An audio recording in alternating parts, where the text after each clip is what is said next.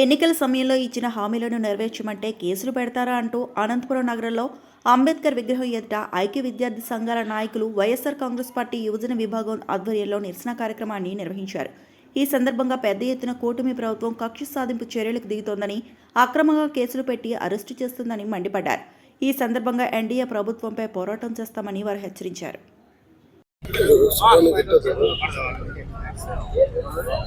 ఇప్పుడున్నటువంటి ముఖ్యమైన మంత్రి నారా లోకేష్ గారు యువగలం పాదయాత్రలో విద్యార్థులకు, యువతకు, ఇక్కడ ఉన్నటువంటి నిరుద్యోగులకు విచ్చలవిడిగా ఊకదంపుడు ఉపన్యాసాలు చెప్తూ సందు గొంతు తిరుగుతూ విద్యారంగాన్ని పూర్తి స్థాయిలో అభివృద్ధి చేస్తాం, నిరుద్యోగులని విచ్చలవిడిగా ఇష్టం వచ్చినట్టుగా మరి ఊకదంపుడు ఉపన్యాసాలు చెప్పి ఈరోజు అధికారం లేకొచ్చిన తర్వాత మాకు ఇస్తానటువంటి హామీలు అమలు చేయ అని విద్యార్థులు, యువతులు రోడ్డు మీద పోరాటం చేస్తూ ఉంటే వాళ్ళ మీద కేసులు కడుతూ రౌడీ షీట్లు ఓపెన్ చేస్తూ అదేంటి ఉడత ఊపులకు బెదిరిపోయేటువంటి పరిస్థితుల్లో మరి విద్యార్థులు, యువకులు ఇక్కడ లేరు. దయచేసి ముఖ్యమైన మంత్రి గారు, ఇప్పటికైనా 2 సంవత్సరాల కాలం గడిచింది. మరి ప్రతి సంవత్సరం జనవరిలో నోటిఫికేషన్ ఇస్తానన్నా 2 జనవరిలు పోయినాయి. ఇప్పటి వరకు దాని గురించి ఊసే లేదు. మరి ఉద్యోగాల కల్పన లేకోకుండా, నిరుద్యోగులకు ఉద్యోగ అవకాశాలు లేకుండా ఎక్కడో వేల కోట్ల రూపాయల పెట్టుబడులు తీసుకొచ్చి విశాఖపట్నంలో లక్షల కోట్ల రూపాయల పెట్టుబడులు పెడతానని చెప్తా ఉన్నాం. ఇప్పటి వరకు 2 సంవత్సరాల కాలంలో వందల కంపెనీలు పెట్టుబడులు పెట్టే, వేల కోట్లు పెట్టుబడి పెట్టాయని చెప్తా ఉన్నాం. ఒక్క ఉద్యోగం కల్పించినటువంటి దాఖలాలు ఉన్నాయని చెప్పి ఎన్ఎస్యుఐగా అడుగుతా ఉన్నాం. అదే రకంగా విద్యారంగంలో పెండింగ్ లో ఉన్నటువంటి స్కాలర్షిప్లు, విద్యార్థులకు ఇవ్వాల్సినటువంటి మెస్ కార్పొరేట్ ఛార్జీలు, మరి అదే రకంగా విద్యారంగంలో ఈ రకమైనటువంటి విధానాలను వ్యతిరేకిస్తూ మరి విచ్చలవిడిగా మీరు చేస్తున్నటువంటి దోపిడీ దౌర్జన్యాలకు వ్యతిరేకంగా పోరాటం చేస్తూ ఉన్నటువంటి విద్యార్థి నాయకుల మీద, యువకుల మీద రౌడీ షీట్లు ఓపెన్ చేస్తే బెదిరిపోయేటువంటి పరిస్థితి లేదు. మరింత ఉధృతంగా ఈ రాష్ట్ర వ్యాప్తంగా విద్యార్థి లోకం, యువజన లోకం పెద్ద ఎత్తున కదం తొక్కుతూ మీ ప్రభుత్వాన్ని కూల్చడానికి సిద్ధం అవుతా ఉందని చెప్పి ఎన్ఎస్యుగా హెచ్చరిస్తా ఉన్నాం.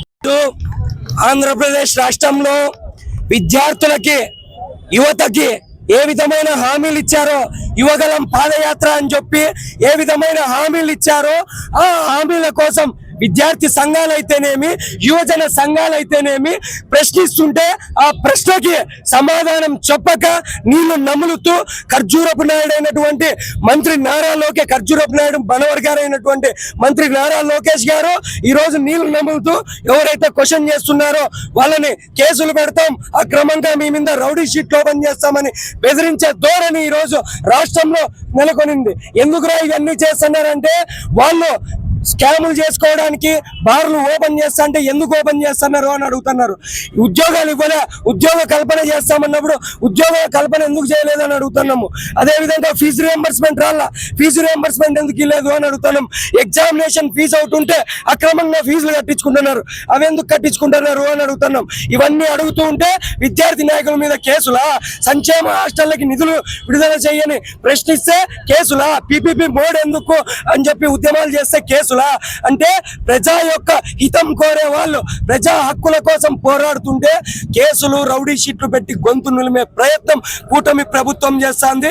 అది ప్రజా సంఘాల నాయకులైనా, మా పార్టీ నాయకులకైనా మీరు చేస్తున్నటువంటి ఈ ఉడత ఊపులకి, మీ కేసులకి మేము ఎప్పుడు భయపడపోమని మేము వైఎస్ఆర్ విద్యార్థి విభాగంగా తెలియజేస్తున్నాం. అదేవిధంగా దానికి నిరసనగా ఈరోజు ఐక్య విద్యార్థి సంఘాల ఆధ్వర్యంలో అంబేద్కర్ గారి విగ్రహం దగ్గర మేము నిరసన కార్యక్రమం చేసినాము. చిట్ట చివరిగా ప్రశ్నిస్తానన్నటువంటి పవన్ కళ్యాణ్ గారు మీకు ఒకటే చెప్తున్నా, ఆ రోజు వాలంటీర్లకి అమ్మా నేనున్నాను, తమ్ముడు నేనున్నా, 15,000 వచ్చేటట్లు చేస్తా, 20,000 వచ్చేటట్లు చేస్తానని మాయ మాటలు, కళ్ళబొల్లి మాటలు చెప్పి అనేక మంది యువతను మీ వైపు తిప్పుకోవాలని మాయ మాటలు చెప్పిన ఘనత మీది.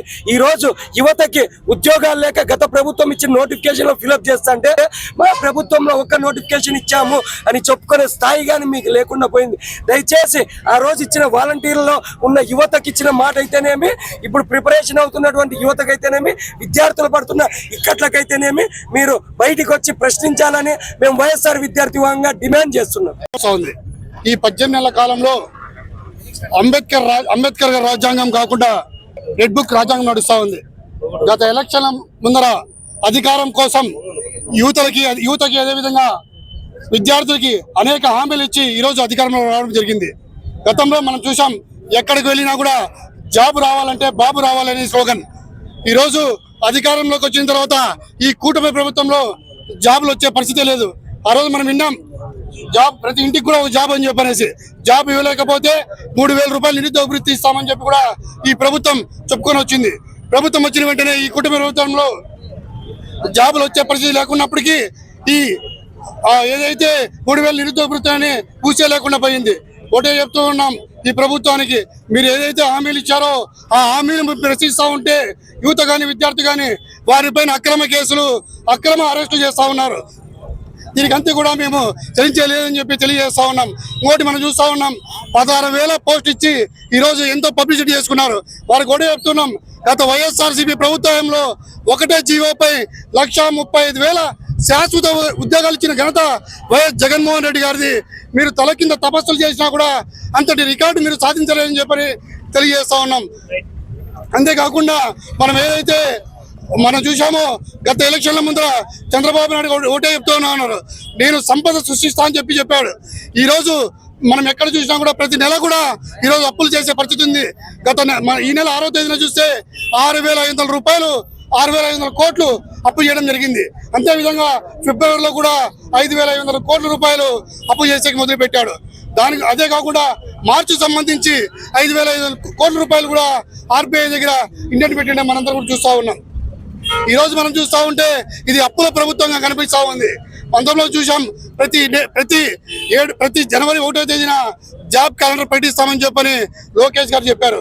ఈ రోజు జాబ్ క్యాలెండర్ కాదు కదా, అదేవిధంగా సంక్షేమ క్యాలెండర్ కాదు కదా, అప్పుల క్యాలెండర్ గా ఈరోజు ఈ ప్రభుత్వం ప్రతి నెల కూడా చేస్తా ఉంది అని చెప్పి తెలియజేస్తా ఉన్నాం.